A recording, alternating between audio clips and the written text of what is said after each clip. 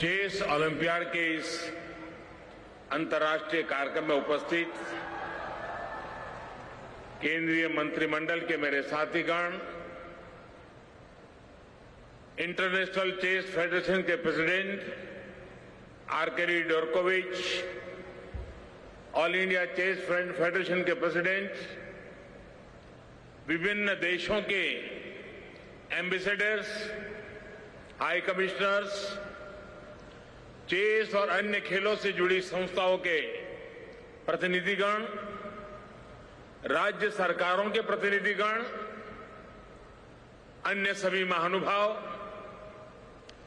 Chess olympiad team के सदस्य और चेस के अन्य खिलाड़ीगण, देवी और सज्जनों, आज चेस ओलंपियाड गेम्स के लिए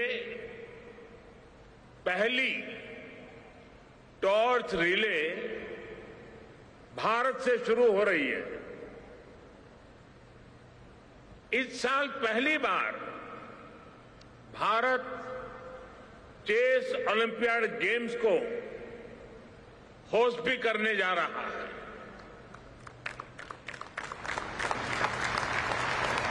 हमें गर्व है कि एक स्पोर्ट्स अपने जन्मस्थान से निकलकर पूरी दुनिया में अपनी छाप छोड़ रहा है। अनेक देशों के लिए एक पैशन बन गया है।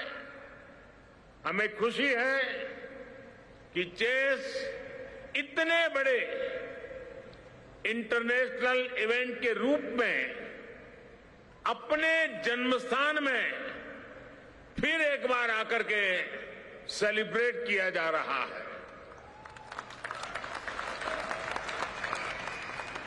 भारत सदियों पहले चतुरंग के रूप में इस स्पोर्ट की मसाल पूरी दुनिया में गई थी। आज शतरंज की पहली ओलंपियाड मशाल भी भारत से निकल रही है। आज जब भारत अपनी आजादी के 75 वर्ष मना रहा है, अमृत महोत्सव मना रहा है, तो ये चेस ओलंपियाड, ये मशाल भी देश के 75 शहरों में जाएगी। मुझे इंटरनेशनल चेस फेडरेशन फिडे उनके इस फैसले पर भी बहुत खुशी है। फिडे ने यह भी तय किया है कि प्रत्येक चेस ओलंपियाड गेम्स के लिए टॉर्च रिले भारत से ही शुरू करेगी। ये सम्मान न केवल भारत का सम्मान है, बल्कि शतरंज की इस गौरवशाली विरासत का भी सम्मान है। मैं इसके लिए फिडे और इसके सभी सदस्यों का अभिनंदन करता हूं। मैं 44वें चेस ओलंपियाड में भाग ले रहे सभी खिलाड़ियों को उनके शानदार प्रदर्शन के लिए अनेक अनेक शुभकामनाएं भी देता हूं। आप में से जो भी इस खेल में जीतेगा, आपकी ये जीत स्पोर्ट्समैनशिप की जीत होगी। महाबलीपुरम में जमकर खेलिएगा, खेल के जज्बे को सर्वोपरि रखते हुए खेलिएगा। साथियों, हजारों सालों से दुनिया के लिए तमसो मा ज्योतिर्गमय, इसका मंत्र गूंज रहा है। यानी हम अंधकार से प्रकाश की ओर निरंतर बढ़ते रहें।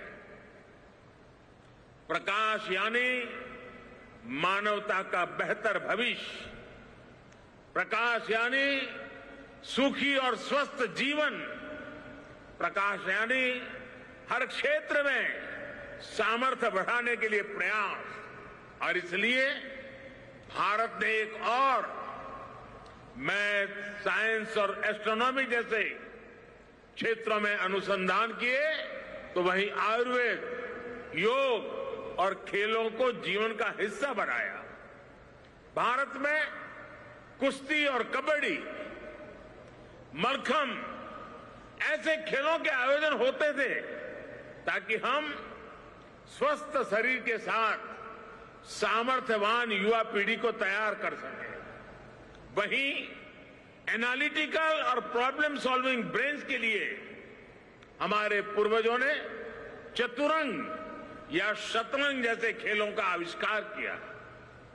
भारत से होते हुए शतरंज दुनिया के अनेक देशों तक पहुंचा और खूब लोकप्रिय हुआ।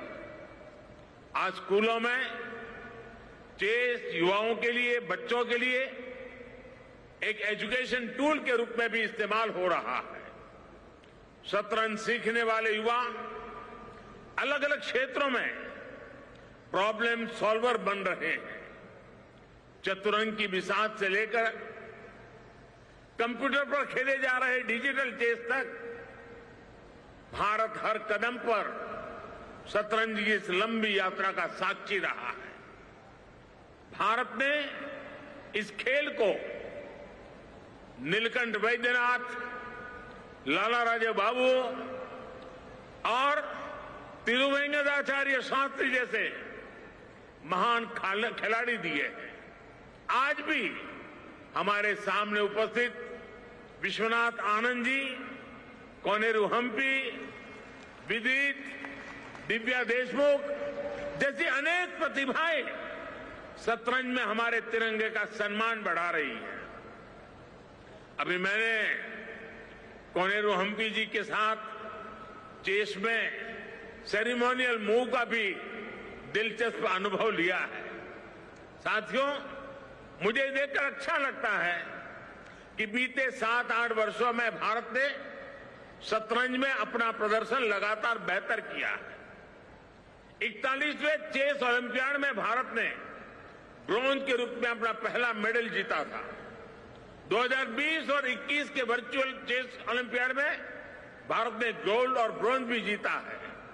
इस बार तो अब तक की तुलना में हमारे सबसे ज्यादा खिलाड़ी चेस ओलंपियाड में शामिल हो रहे हैं। इसलिए मुझे आशा है कि इस बार भारत मेडल्स के नए रिकॉर्ड बनाएगा। जैसी मेरी आशा है, आप सबकी भी है ना। साथियों, मैं शतरंज का बहुत जानकार तो नहीं हूं,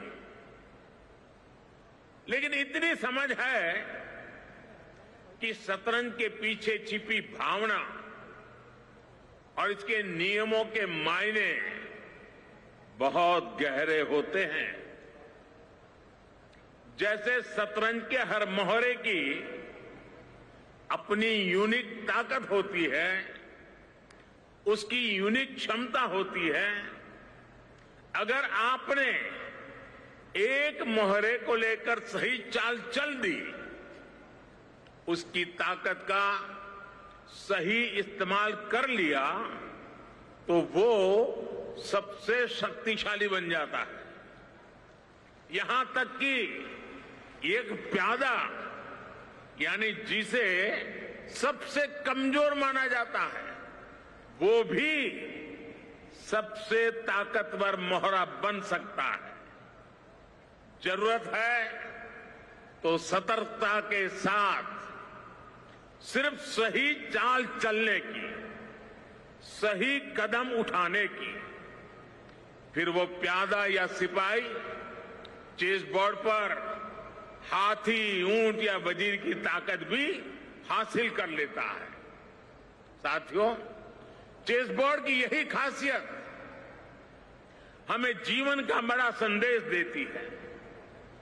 सही सपोर्ट और सही माहौल दिया जाए तो कमजोर से कमजोर के लिए भी कोई लक्ष्य असंभव नहीं होता। कोई कैसी भी पृष्ठभूमि से हो, कितनी ही मुश्किलों से आया हो, पहला कदम उठाते समय अगर उसे सही मदद मिल जाए तो वो शक्तिशाली बनकर मन चाहे नतीजे ले